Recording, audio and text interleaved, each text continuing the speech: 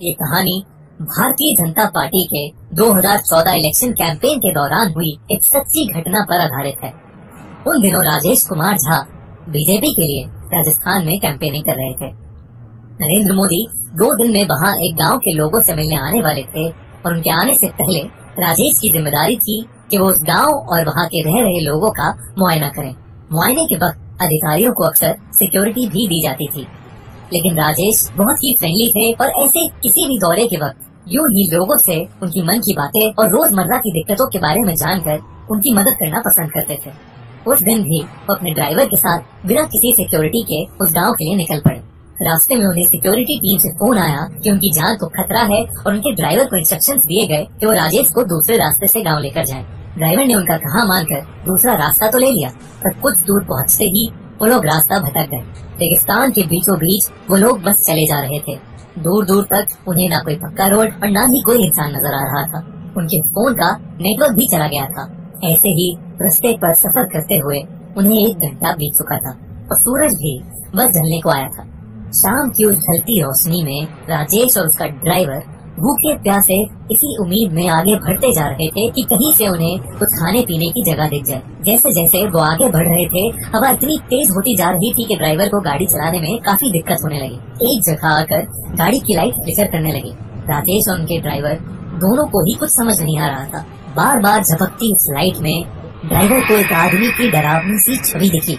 उस आदमी की परछाई गाड़ी के एकदम पास आई और उनकी गाड़ी अचानक से बंद पड़ गई। ड्राइवर ने उतर के देखा तो आसपास कोई भी नहीं था।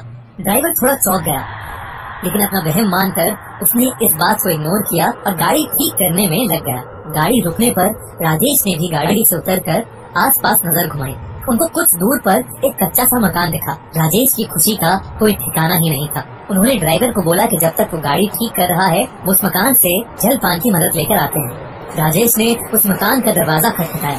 अंदर से एक आदमी ने दरवाजा खोला। जब राजेश ने अपनी तकलीफ के बारे में उसे बताया तब उस आदमी ने उन्हें अंदर बुलाकर पानी पिलाया। उस आदमी और उसकी पत्नी ने राजेश को आराम से बिठाकर खाना भी खिलाया। उन्होंने उसे बताया कि उन दोनों की नई नई शादी हुई है और वो उसी गांव से हैं जहां राजेश को जाना है। अभी वो आदमी राजेश को गांव जाने का रास्ता बता ही रहा था कि वहां राजेश का ड्राइवर आ गया। ड्राइवर उस मकान में घुसते ही सुन्न सा पड़ गया।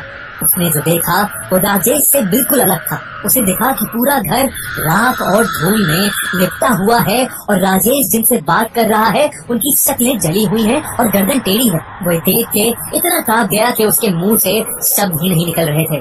राजेश को ताज्जुब हुआ कि उनका ड्राइवर इतना अजीब क्यों बिहेव कर रहा है। उन्होंने जब उससे पूछा कि गाड़ी ठीक हुई कि नहीं तो उसने बहुत डरते हुए बस हाँ में सर हिलाया। वो आदमी और उसकी पत्नी उस ड्राइवर को घूर के देखे जा रहे थे। राजेश ने उन दोनों का शुक्रिया किया और ड्राइवर को लेकर वहाँ से निकल गए। ड्राइवर को गाड़ी के पास पहुँचते ही चक्कर आने लगे।